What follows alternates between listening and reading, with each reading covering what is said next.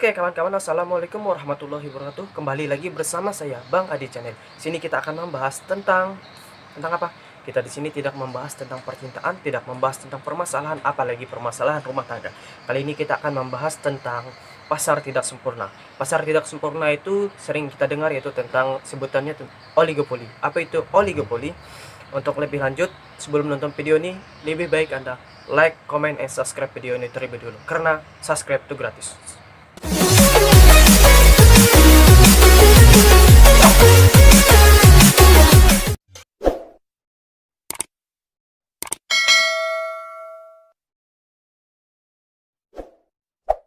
Selanjutnya kita akan membahas tentang apa itu pasar oligopoli.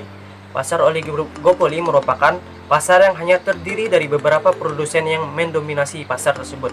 Jadi dapat kita simpulkan bahwa pasar oligopoli ini yaitu pasar di mana lebih banyak pembeli daripada penjualnya. Nah, salah satu contoh pasar oligopoli bisa kita lihat sekarang ini, yang ini. Oke, itu adalah salah satu contoh dari perusahaan oligopolis. Jadi yang kita lihat sini, kita bahas ini bukan siapa counter tersebut. Jadi yang kita bahas di sini adalah perusahaan oligopolis tersebut. Misalnya seperti yang tadi kalian lihat, itu ada Telkomsel, Indosat, XL, Tri, dan lain sebagainya. Jadi dari kita lihat itu bisa kita bedakan karakteristik dari pasar oligopolis. Untuk karakteristik pasar oligopolis, yang pertama sudah kita bahas tadi, yaitu lebih banyak pembeli daripada penjual.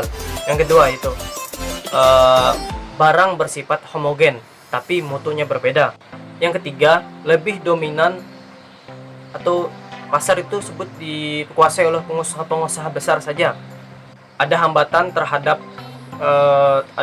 terhadap pesaing baru yang baru masuk dunia pasar tersebut. Selanjutnya, adanya saling ketergantungan antara perusahaan atau produsen. Selanjutnya itu konsep pasar oligopoli. Untuk konsep pasar oligopoli, yang pertama, struktur pasar terbagi menjadi dua. Kita pasti sudah tahu untuk pasar terbagi menjadi dua. Yang pertama itu pasar sempurna dan pasar tidak sempurna. Untuk pasar tidak sempurna terbagi lagi menjadi 4. Yang pertama itu pasar monopolistik, yang kedua pasar monopoli, yang ketiga itu pasar oligopolis, dan yang terakhir adalah pasar monopsoni. Nah, untuk strategi pasar oligopolis, yang pertama itu French Viking, bentuk praktek oligopoli di mana perusahaan oligopoli sepakat untuk menetapkan harga lebih tinggi dan memaksa konsumen untuk menerima harga tersebut. Selanjutnya yaitu monopolasi penawaran. Bentuk praktek oligopolis di perusahaan oligopolis sepakat untuk menunda proses produksi atau menghentikan penawaran untuk kurun waktu tertentu. Nah, jadi di sini mereka menunda atau menghentikan pemasaran supaya terjadinya kelangkaan barang di suatu pasar tersebut.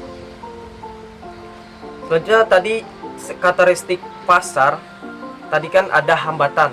Nah, untuk hambatan-hambatan tersebut, bentuk-bentuk hambatan masuk pasar oligopolis, yang pertama skala ekonomi, yang kedua perbedaan biaya produksi, dan yang terakhir itu keistimewaan produk sehingga sulit ditiru oleh perusahaan lain. Selanjutnya itu jenis-jenis pasar oligopolis.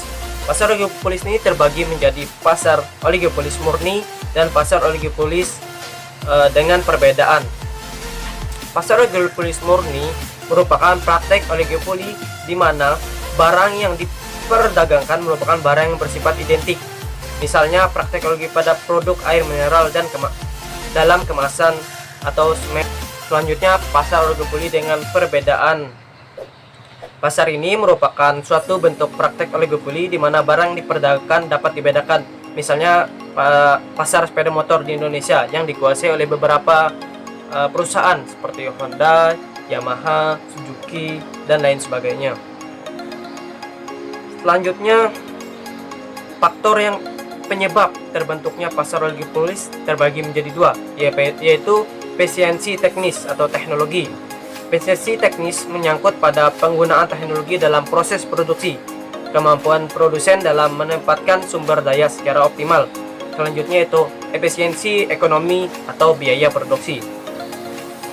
Efisiensi ekonomi berkaitan pada biaya produksi, bagaimana mengatur biaya pada kompensasi yang tepat, sehingga harga yang di pasar merupakan harga yang bisa diterima pasar dan produsen.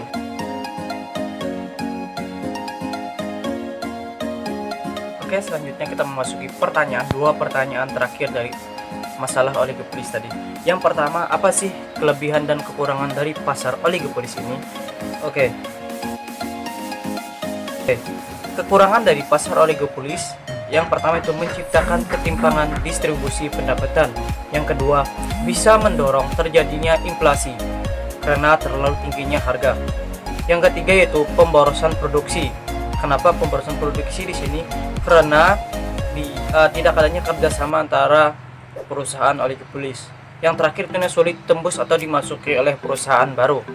Selanjutnya itu kelebihan dari oligopolis ini yaitu yang pertama, memberikan kebebasan kepada pembeli untuk memilih. Yang kedua, lebih memperhatikan kepuasan konsumen karena adanya persaingan penjual. Dan yang terakhir yaitu adanya penerapan teknologi baru. Apa sih, pertanyaan kedua, apa sih perbedaan dari pasar persaingan sempurna dan tidak sempurna? Apakah ada bedanya? Ada bedanya. Yang pertama, tidak ada hambatan keluar masuknya pasar, sedangkan pasar tidak sempurna terkesan ketat dan penuh hambatan untuk keluar masuknya pasar.